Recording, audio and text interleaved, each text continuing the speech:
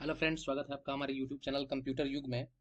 आज हम एक्सेल से रिलेटेड 25 ऐसे क्वेश्चंस की लिस्ट लेके आए हैं जो इस बार एग्जाम में काफ़ी यूजफुल होने वाले हैं। एक्सेल से रिलेटेड एक और वीडियो हमने पहले भी बना के पोस्ट किया हुआ था और आप एग्जाम में देखे भी होंगे, काफ़ी सारे क्वेश्चंस उसमें से मैच कर रहे थे। तो ये भी जो वीडियो है उसी का पार्ट 2 है। ये आपको हमारे चैनल पे मिल जाएगा। ये वाला जो स्क्रीन आपको दिख रहा है, इसका चैनल पर पहले से ही वीडियो पोस्ट हो चुका है। आप लोग जाइए उसको पहले देख लीजिए अगर अभी तक नहीं देखे हुए हैं तो। और आज हम शुरू करेंगे एक्सेल के पार्ट 2 वीडियो को। इसमें 25 मल्टीपल चॉइस क्वेश्चन की लिस्ट मौजूद है। देखिए, हम सीधे सीधे बात करते हैं, केवल क्वेश्चन से आपको रूबरू कराते हैं। अपनी इंट्रोडक्शन कम देते हैं क्योंकि आप रिजल्ट बताएगा कि हमारी जो भी क्वेश्चंस है वो कितनी यूजफुल है। तो वीडियो हम शुरू करते हैं और उम्मीद करेंगे कि आप भी हमारे क्वेश्चन का जवाब कमेंट बॉक्स में देंगे और देखते हैं कि आपको कितने क्वेश्चंस आते हैं। तो चलिए, 25 क्वेश्चन की सेट आज हम लोग सॉल्व करेंगे और 25 इंपॉर्टेंट क्वेश्चंस है क्योंकि इस बार जो बेल्ट्रॉन डाटा एंट्री ऑपरेटर का एग्जाम हो रहा है उसमें जैसे कि हमको पता है कि एक्सेल से ही सबसे ज्यादा क्वेश्चंस पूछे जा रहे हैं। तो इन क्वेश्चंस को आपको मिस नहीं करना है किसी भी हाल में। अपने दोस्तों को भी शेयर करना है ताकि उनका भी नंबर्स ज्यादा से ज्यादा एग्जाम में गेन कर सके। तो चलिए वीडियो शुरू करते हैं और बताते हैं कौन से ऐसे मोस्ट इंपॉर्टेंट एक्सेल की क्वेश्चंस है जो इस बार एग्जाम में काफी महत्वपूर्ण होने वाला है। क्वेश्चन नंबर फर्स्ट है, एमएस एक्सेल में जिस सेल में वर्तमान में हम उपस्थित होते हैं उसे क्या कहते हैं? कमेंट बॉक्स में आंसर दीजिए आप लोग। एक्सेल के जिस सेल में करंट में हम लोग एक्टिव रहते हैं उसे हम एक्टिव सेल कहते हैं। जिस सेल में हम लोग सेलेक्ट किए रहते हैं उस सेल को एक्टिव सेल कहा जाता है। राइट आंसर इसका होगा डी। सेकंड क्वेश्चन है, एमएस एक्सेल में रो और कॉलम के कटाव को क्या कहते हैं? जल्दी जल्दी कमेंट कीजिए, ये हमेशा पूछा जाता है और ये आपको पहले भी वीडियो में हम बता चुके हैं कि इसका राइट आंसर क्या होगा। अगर अभी तक आपने वीडियो नहीं देखा हुआ है तो एक्सेल का एक वीडियो पहले से पोस्ट हो चुका है हमारे चैनल पर, आप जाइए उसे भी देख लीजिए और इस क्वेश्चन का जवाब आप कमेंट बॉक्स में बताइए।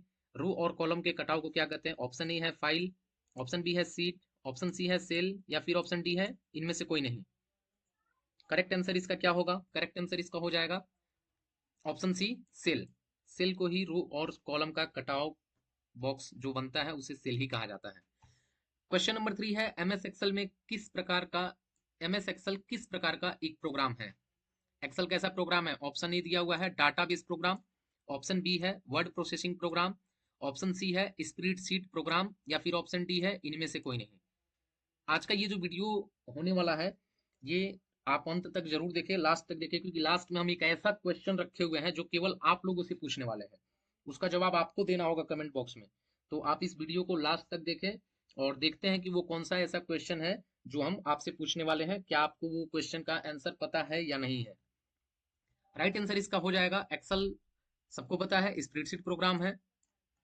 क्वेश्चन नंबर 4 है, एमएस एक्सेल में बनी हुई फाइल के प्रत्येक पेज को क्या कहते हैं?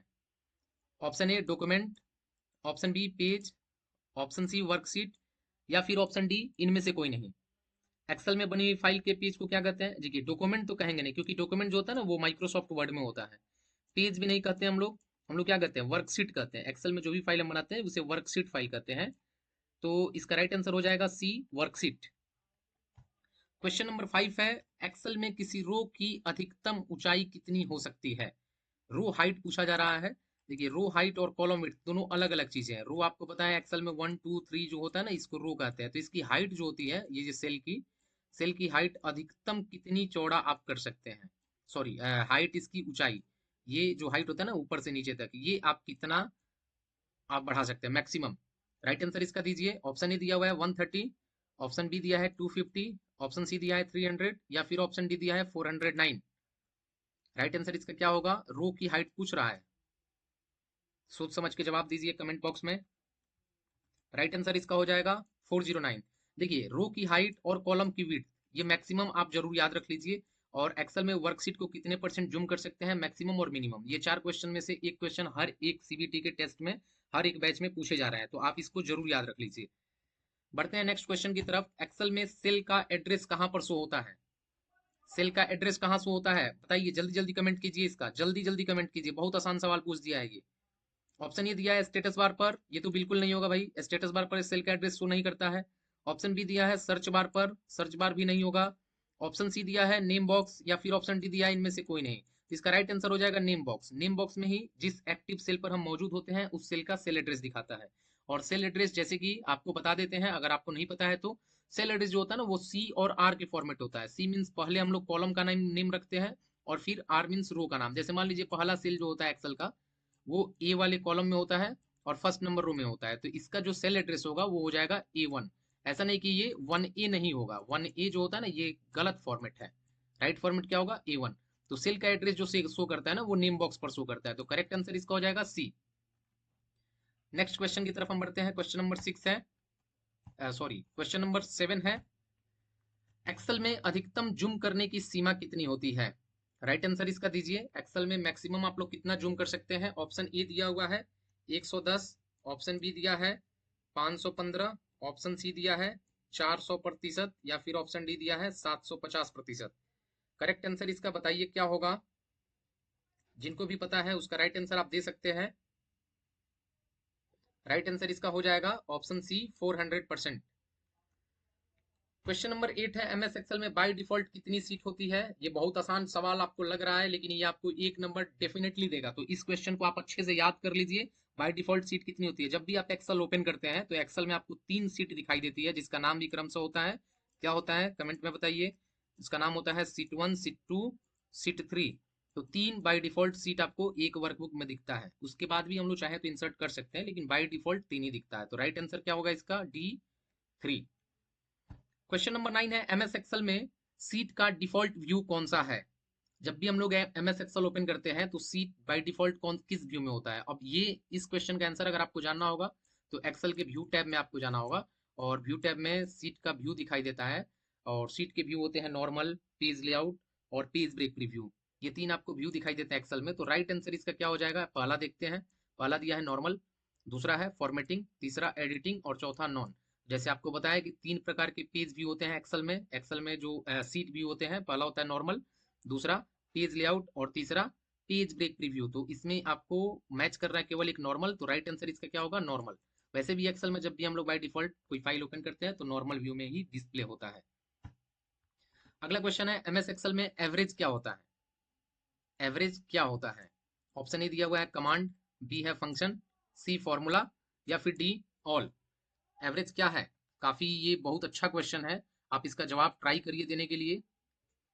एवरेज कमांड क्या है? फॉर्मूला है कि फंक्शन है? मेन कंफ्यूजन इसी दोनों में लगेगा, फॉर्मूला है कि फंक्शन है। राइट आंसर इसका होगा बी फंक्शन। अगर आप अभी तक ये क्वेश्चन तैयार नहीं किए हुए हैं तो इसको जरूर तैयार कर लीजिए एग्जाम में जाने से पहले। बढ़ते हैं अगले क्वेश्चन की तरफ। अगला क्वेश्चन है, एमएस एक्सेल में सेल एड्रेस में होता है। सेल एड्रेस में क्या होता है? अभी इसकी पूरी स्टोरी आपको बताया कि सेल एड्रेस एक्चुअल में होता क्या है। तो सेल एड्रेस पहले होता है सी और सेकंड नंबर पे होता है रो। मतलब किसी भी सेल का अगर नाम रखना होगा तो पहले हम उसके कॉलम नेम का रखते हैं और फिर उसका रो नंबर। जैसे मान लीजिए कि पहला सेल है एक्सेल में, तो पहला सेल है ए वाले कॉलम में और पहले वाले रो में है, तो इसका सेल एड्रेस हो जाएगा A1। तो इसीलिए चलिए क्वेश्चन का आंसर देखते हैं। पहला है first row and column name. ये बोल रहा है पहले रो और देन कॉलम नेम। उसके बाद बोल रहा है first column and row name, मतलब ये पहले कॉलम कह रहा है फिर रो, तो ये हमारे फॉर्मेट से मैच कर रहा है। तो इसका राइट आंसर क्या हो जाएगा? First column and row name. तो इस सवाल का आंसर होगा correct B, first column and row name. अगला क्वेश्चन है, एमएस एक्सेल में डाटा टैब पर जाने के लिए किस शॉर्टकट कुंजी का प्रयोग किया जाता है? ऑप्शन ए है कंट्रोल ए, ऑप्शन बी है शिफ्ट ए, ऑप्शन सी है अल्ट प्लस ए, या फिर ऑप्शन डी है नॉन। डाटा टैब पर अगर आपको शॉर्टकट से जाना होगा तो किस टैब का प्रयोग करेंगे? राइट आंसर बताइए। देखिए जब भी टैब की बात आती है तो टैब के साथ एक चीज तो कॉमन है और वो है अल्ट। अल्ट के साथ ही हम किसी शॉर्टकट कुंजी का प्रयोग करके और किसी भी टैब पर जाते हैं। तो यहाँ कंट्रोल प्लस ए दिया हुआ है, ये तो बिल्कुल नहीं होगा। शिफ्ट प्लस ए बिल्कुल नहीं होगा, क्योंकि यहाँ पर बात आ रही है टैब के साथ, तो टैब अल्ट के साथ ही जाके प्रयोग किया जाता है। इसीलिए इसका राइट आंसर हो जाएगा सी, अल्ट प्लस ए। कुछ क्वेश्चंस का आंसर आपको उसके ऑप्शंस में ही मिल जाएगा अगर थोड़ा सा आप दिमाग लगाएंगे तो नेक्स्ट क्वेश्चन हमारा है, एमएस एक्सेल 2010 के अनुसार वर्कशीट के नाम में ज्यादा से ज्यादा कितने अक्षर हो सकते हैं? बहुत शानदार, बहुत लाजवाब। अभी तक आपने ऐसा क्वेश्चन नहीं देखा होगा और नहीं आपने सोचा होगा कि ये भी सवाल पूछ सकता है। तो ये क्वेश्चंस को आप मोस्ट इंपॉर्टेंट बना लीजिए और इसको जरूर याद कर लीजिएगा। एमएस एक्सेल 2010 के अनुसार वर्कशीट के नाम में ज्यादा से ज्यादा कितने अक्षर हो सकते हैं? वर्कशीट का नाम, जैसे सीट का नाम आप देते हैं ना, सीट 1, सीट 2, सीट 3, अगर उसका नाम आपको बदलना होगा तो ज्यादा से ज्यादा मैक्सिमम कितने अक्षर में आप वो कर सकते हैं? राइट आंसर बताइए इसका क्या होगा, गेस कीजिए। ऑप्शन ए दिया हुआ है 15, ऑप्शन बी दिया है 25, ऑप्शन सी दिया है 31 या फिर ऑप्शन डी दिया है 21। करेक्ट आंसर इसका क्या होगा? राइट आंसर आप लोग कमेंट कीजिए, ज्यादा से ज्यादा कमेंट कीजिए, बताइए, कमेंट कीजिए 13 का राइट आंसर क्या होगा। अभी तक आपने ये सवाल सोचा भी नहीं होगा, इसीलिए कह रहे हैं कि वीडियो को लास्ट तक देखिए। आज ऐसे ऐसे सवालों से आप रूबरू होंगे, आपने सोचा नहीं होगा कि एक्सेल में ऐसे भी सवाल पूछे जा सकते हैं। दिखने में काफी आसान लगते हैं, लेकिन आज तक आपने वहां पे ध्यान भी नहीं दिया होगा कि ऐसे भी सवाल आ सकते हैं। तो इसका राइट आंसर क्या होगा? वर्कशीट का नाम मैक्सिमम कितने डिजिट का हो सकता है, कितने कैरेक्टर का हो सकता है? राइट आंसर इसका होगा सी, 31। आपको अगर नहीं आता तो जरूर आज याद कर लीजिए इस क्वेश्चन को। बढ़ते अगले क्वेश्चन की तरफ। निम्न में से नो आर्गुमेंट फंक्शन है, मतलब कौन सा ऐसा फंक्शन है जिसमें कोई आर्गुमेंट नहीं दिया जाता है? आर्गुमेंट का मतलब होता है ना कि जब आप फंक्शन देते हैं किसी भी फंक्शन को, फॉर एग्जांपल अगर आप इफ लिखते हैं किसी फंक्शन में और फिर आप ब्रैकेट लगाते हैं, तो यहाँ पर आपको कुछ आर्गुमेंट देना पड़ता है, देन ब्रैकेट क्लोज करके और फिर इंटर प्रेस करना पड़ता है, तो वो फंक्शन इफेक्टिव होता है। तो इनमें से कौन सा ऐसा फंक्शन है जो बिना किसी आर्गुमेंट का आंसर दे देता है? पहला है नाउ, दूसरा है लोअर फंक्शन, तीसरा है मैक्स फंक्शन, या फिर चौथा है इफ फंक्शन। आपने अगर फंक्शन का इस्तेमाल किया होगा तो आप 1 सेकंड में इसका आंसर कमेंट में बता देंगे। 1 सेकंड में, आपके लिए ज्यादा टाइम लेने वाला ये फंक्शन नहीं है। पूछ रहा है नो आर्गुमेंट फंक्शन, ऐसा फंक्शन जिसके अंदर कोई आर्गुमेंट नहीं दिया हो। और आपको पता है इसका राइट आंसर क्या है? ए, नाउ फंक्शन। आप केवल सिंपल किसी भी सेल में जाके अगर नाउ लिख देते हैं और केवल इंटर प्रेस कर देते हैं, उतने पे ये डेट एंड टाइम दोनों एक साथ बता देता है। इसके अंदर कोई भी चीज आपको लिखने की जरूरत नहीं है। बढ़ते हैं अगले क्वेश्चन की तरफ। क्वेश्चन नंबर 15 है, एक्सेल वर्कशीट हमेशा फॉन्ट साइज पर सेट किए गए कैलिबरी फॉन्ट से शुरू होता है। बताइए कितना फॉन्ट साइज होता है एक्सेल में बाय डिफॉल्ट? जब भी हम लोग एक्सेल ओपन करते हैं, आप एक्सेल जब ओपन करते हैं रन कमांड बॉक्स से या स्टार्ट बटन से, तो उसमें फॉन्ट साइज कितना दिखाई देता है? ऑप्शन ए दिया हुआ है 15, ऑप्शन बी दिया है 12, ऑप्शन सी दिया है 11 और या ऑप्शन डी दिया हुआ है 10। ये पूछ रहा है बाय डिफॉल्ट फॉन्ट साइज कितना होता है एक्सेल में। जब भी आप एक्सेल ओपन करते हैं तो फॉन्ट साइज कितना दिखाई देता है? राइट आंसर इसका होगा, देखिए जब भी हम लोग एक्सेल ओपन करते हैं तो फॉन्ट साइज हमको 11 दिखाई देता है, इसलिए इसका राइट आंसर हो जाएगा सी, 11। अगर अभी तक आपने नहीं देखा है तो जाइए एक्सेल ओपन करके आप एक बार इसको कंफर्म कर लीजिए। नेक्स्ट है क्वेश्चन नंबर 16, एक्सेल में सेल रेंज के न्यूमेरिक डेटा की घात का मान ज्ञात करने के लिए किस फंक्शन का प्रयोग किया जाता है? अगर कोई नंबर लिखा हुआ है और उसका घात, जैसे मान लीजिए 2 का पावर 3 आपको निकालना है एक्सेल में, कितना होगा? कोई पूछ दे कि 2 का पावर 3 कितना होगा एक्सेल में, तो आपको पता है ना कि इसका राइट आंसर तो होना चाहिए 2 दूना 4 दूना 8। लेकिन ये फंक्शन से कैसे लाएंगे हम, किस फंक्शन के द्वारा? ऑप्शन ए है एंड फंक्शन, ऑप्शन बी है मॉड फंक्शन, ऑप्शन सी है पावर फंक्शन, या फिर ऑप्शन डी है प्रोडक्ट फंक्शन। राइट आंसर इसका क्या होगा? राइट आंसर इसका हो जाएगा पावर फंक्शन। ऐसे ही पूछ रहा है घात, घात को इंग्लिश में पावर ही कहते हैं, इसलिए इसका राइट आंसर हो जाएगा पावर फंक्शन। पावर फंक्शन के द्वारा हम लोग ऐसे निकालते हैं, जैसे आपको राइट में किसी भी सेल में जाके इक्वल प्रेस करके फिर आपको पावर लिख देना है, और पावर लिखने के बाद ब्रैकेट में वो नंबर देना है, जैसे पहले 2 फिर कॉमा देना है फिर 3 लिख देना है, जैसे 2 का पावर 3, तो ये बता देगा उसका राइट आंसर कितना होगा एंटर प्रेस करेंगे तो। क्वेश्चन नंबर 17 है, एक्सेल में शेषफल ज्ञात करने के लिए किस फंक्शन का प्रयोग करते हैं? शेषफल, अगर कोई आपको भाग दे रहे हैं, अब भाग भाग देने के बाद उसका जो शेषफल बचता है वो एक्सेल में किस फंक्शन से निकालते हैं? अभी तक अगर आपने नहीं पढ़ा होगा इस चीज को तो आज इस चीज को जरूर जान जाइए। पहला है एंड फंक्शन, दूसरा है मोड फंक्शन, तीसरा है पावर फंक्शन। जैसे कि प्रीवियस क्वेश्चन में हमने देखा पावर फंक्शन का इस्तेमाल किया है, तो ये तो इस लिस्ट से बिल्कुल बाहर हो जाएगा। चौथा है एसक्यूआरटी फंक्शन। अब आपके पास 3 in 1 का चांसेस है, आप गेस कीजिए इन तीनों में से राइट आंसर क्या होगा? कमेंट कीजिए, 17 नंबर क्वेश्चन का कमेंट कीजिए। एक ऑप्शन जो है ना इसको मैंने रिमूव कर दिया। अब आप आंसर दे सकते हैं तीनों में से कौन सा आंसर राइट होगा। जो लोग पढ़े होंगे वो तो उनको तो सेकेंडों लगेगा ये इस क्वेश्चन का जवाब देने में, वो सेकेंडों में दे सकते हैं। राइट आंसर इसका हो जाएगा मॉड फंक्शन। मॉड फंक्शन के द्वारा हम लोग शेषफल ज्ञात करते हैं किसी भी नंबर का। सेम ये पावर के जैसे काम करता है, जैसे अगर आपको यहाँ पर देना है मॉड, तो आपने लिखा इक्वल एक्सेल में और किसी भी सेल में जाके मॉड लिखते हैं, और कोई भी डिवाइडर आप देते हैं, जैसे मान लीजिए कि आप लिख देंगे 25, 25 में जाने के बाद 25 के में अगर आप 5 से भाग देना चाहते हैं तो ऐसे कॉमा देके 5 लिखेंगे और एंटर प्रेस करेंगे, तो ये पूरा पूरा कट जाएगा, तो शेष क्या बचेगा? 0। तो ये राइट आंसर में 0 बताएगा सेल में। क्वेश्चन नंबर 18 है, एक्सेल में दिए गए नंबर को रोमन में बदलने के लिए किस फंक्शन का उपयोग किया जाता है? आपको एक जो नंबर्स दिए गए हैं उसको आपको रोमन में कन्वर्ट कर देना है। Sum function, mode function, sine function, या फिर रोमन फंक्शन। देखिए नाम से ये मैच कर गया, ये तो ऐसे सवाल आ जाए तब तो आपके लिए बहुत बहुत आसान हो जाएगा, क्योंकि सम फंक्शन से हम लोग जोड़ते हैं, मॉड अभी हमने देख भी लिया लास्ट क्वेश्चन में, और साइन फंक्शन से साइन का एंगल निकाला जाता है, तो इसका राइट आंसर हो जाएगा रोमन। राइट आंसर होगा D, Roman function. Question number 19 है, एक्सेल में भुगतान की जाने वाली किस्तों की कुल संख्या। फिर से एक बार थोड़ा यहाँ पर गौर करके पढ़िएगा, भुगतान की जाने वाली किस्तों की कुल संख्या ज्ञात करने के लिए किस फंक्शन का उपयोग किया जाता है। कमेंट में आप आंसर दीजिए, जितने लोगों को पता है इसका राइट आंसर क्या होगा, कौन सा फंक्शन है जिसके द्वारा भुगतान की जाने वाली किस्तों की संख्या हम लोग काउंट करते हैं। तो ऑप्शन ए दिया हुआ है एवरेज फंक्शन, ऑप्शन बी दिया है इवन फंक्शन, ऑप्शन सी दिया हुआ है काउंट फंक्शन, या फिर ऑप्शन डी दिया हुआ है पीवी, प्रेजेंट वैल्यू। क्या होगा इसका राइट आंसर, क्या होगा कमेंट कीजिए आप लोग। 19 का राइट आंसर जिसको जिसको पता है वो कमेंट बॉक्स में बताए।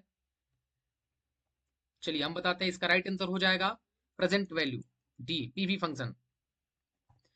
अगला है, एक्सेल में भुगतान की जाने वाली, अब देखिए यहाँ पर फिर से आपको गौर करना होगा, उसमें पूछ रहा था किस्तों की कुल संख्या, इसमें पूछ रहा है किस्तों की कुल राशि, किस्त की राशि, ईएमआई आपको कैलकुलेट करना है।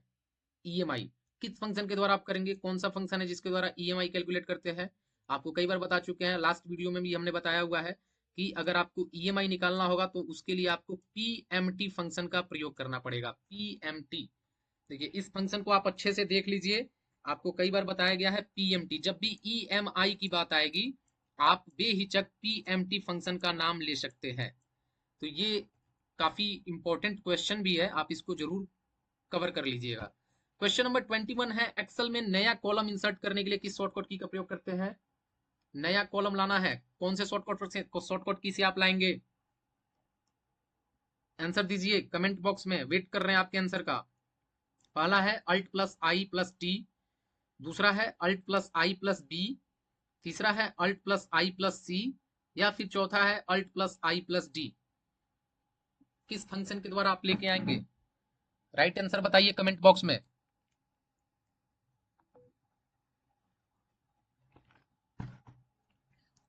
इसका राइट आंसर क्या होगा, इसका राइट आंसर हो जाएगा अल्ट प्लस आई प्लस सी। क्वेश्चन नंबर 22 है, एक्सेल में कंट्रोल प्लस एस शॉर्टकट कुंजी का प्रयोग किया जाता है। ये 5 सेकंड के अंदर आप लोग इसका जवाब दीजिए। कंट्रोल प्लस एस से क्या होता है, ऑप्शन ए है कॉपी, ऑप्शन बी है पेस्ट, ऑप्शन सी है सेव, या फिर ऑप्शन डी है सेव एज। ऐसे सवाल आए तो आपका समय काफी ज्यादा कम लगना चाहिए, काफी कम लगना चाहिए। ऐसा अगर सवाल आपसे पूछ दे तो आपको समय इसमें ज्यादा से ज्यादा बचा लेना है, इसको कम से कम समय में सॉल्व कर देना है। राइट आंसर इसका क्या होगा, कंट्रोल प्लस एस से क्या होता है, ये यूनिवर्सल क्वेश्चन है, सबको पता है, सी, सेव। कंट्रोल एस से हम लोग सेव करते हैं। क्वेश्चन नंबर 23 है, एक्सेल में मिनिमम जूम साइज क्या है। देखिए ये भी आपको बताए थे कि क्या क्या आपको याद करना है, minimum font size, maximum font size, minimum zoom, maximum zoom, ये जरूर आप याद रखिए, ये एक्सेल के लिए काफी इंपॉर्टेंट है। मिनिमम जूम साइज क्या है, ऑप्शन ए दिया हुआ है 1%, ऑप्शन बी दिया है 15%, ऑप्शन सी दिया है 25%, या फिर ऑप्शन डी दिया हुआ है 10%। राइट आंसर इसका क्या होगा, गेस कीजिए। आपने जूम किया होगा, देखिए नीचे एक स्टेटस बार पे दिखता है जूम का टैब, यहाँ पर, यहाँ पर मैक्सिमम तो 400% समथिंग होता है, लेकिन मिनिमम कितना होता है, बोलिए। मैक्सिमम तो 400% हो गया, मिनिमम कितना होगा।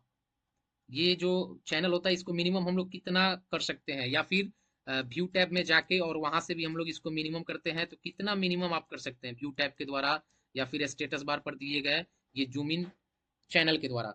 राइट आंसर इसका क्या होगा, राइट आंसर इसका हो जाएगा, गेस कीजिए, गेस कीजिए, कमेंट कीजिए सभी लोग। राइट आंसर इसका होगा डी, 10%। इससे कम आप एक्सेल की वर्कशीट को जूम आउट नहीं कर सकते हैं। अगला है क्वेश्चन नंबर 24, एक्सेल में A1 B1 C1 क्या है। A1 B1 C1 ये क्या है, आपको अभी पीछे भी इससे रिलेटेड 2 क्वेश्चन थे, आप वीडियो को प्रीव्यू में जाके और देख भी सकते हैं, प्रीवियस कर सकते हैं वीडियो को और आप देख सकते हैं, हम इसको बताए भी हैं कि A1 B1 C1 क्या है। देखिए ए होता है कॉलम नेम, और ये 1 जो दिख रहा है ना ये होता है रो, CR। तो इसको हम लोग कहते हैं ना सेल एड्रेस, इसको जरूर याद रखिए, जब भी सेल एड्रेस दिया होगा कहीं भी एक्सेल में तो वो कॉलम नेम और रो नेम दोनों को एक साथ मिला के दिया होगा, तो ये सेल एड्रेस हो गया। तो सेल एड्रेस इसमें देखिए आंसर दिया हुआ है सी में, cell address A1 B1 C1 क्या है, सेल एड्रेस है, फंक्शन है नहीं, फॉर्मेटिंग है नहीं, तो ये क्या होगा, सेल एड्रेस। राइट आंसर इसका होगा सेल एड्रेस। क्वेश्चन नंबर 25 है, देखिए अब यही आज का सबसे इंपॉर्टेंट क्वेश्चन है जो हम आपसे जानना चाहेंगे, आपका नॉलेज टेस्ट करेंगे कमेंट बॉक्स में। MS एक्सेल में कॉलम की अधिकतम चौड़ाई कितनी होती है? उम्मीद करेंगे कि आप लोग कमेंट दीजिएगा, ज्यादा से ज्यादा कमेंट करिएगा और बताइएगा जिसको पता है। और एक चीज आप इसमें विशेष ध्यान रखिए, अगर आपको पता है तो बताइए, इसके लिए गूगल करके मत बताइए। अगर आपको नहीं पता होगा तो कमेंट में हम जवाब देंगे, आप लोग गेस कीजिए, ट्राई कीजिए बताने का, क्योंकि ये जो 25 नंबर क्वेश्चन है ये आपके लिए स्पेशल रखा हुआ है और इसलिए आपसे इसका टेस्ट करवा रहे हैं, क्योंकि एग्जाम के लिए ये बहुत इंपॉर्टेंट है। तो आप खुद से सर्च कीजिए, खुद देखिए, जाइए एक्सेल चलाइए, जैसे भी हो आप पता कीजिए एक्सेल में कॉलम की अधिकतम चौड़ाई कितनी होती है। ऑप्शन हम नहीं दिए हुए हैं, इसका जवाब हमें कमेंट बॉक्स में चाहिए। तो ये रहे आज के एक्सेल से related 25 most important multiple choice question की लिस्ट। इसके पहले भी हमने एक वीडियो पोस्ट किया हुआ है जिसमें एक्सेल से रिलेटेड केवल क्वेश्चंस है। आपको जैसे कि पता है कि 60 क्वेश्चन में एक्सेल के लगभग लगभग 20 क्वेश्चन आ रहा है, सबसे ज्यादा एक्सेल से ही क्वेश्चन आ रहा है। तो इसलिए आज जो 25 मल्टीपल चॉइस क्वेश्चन की लिस्ट है, इसको आप अच्छे से देख के एक बार और फिर एग्जाम में जाना है, अपने दोस्तों को भी शेयर करना है ताकि उनका भी एग्जाम में अच्छे नंबर प्राप्त हो। तो चलते हैं नेक्स्ट वीडियो की तरफ, मिलते हैं अगले दिन, तब तक के लिए बाय।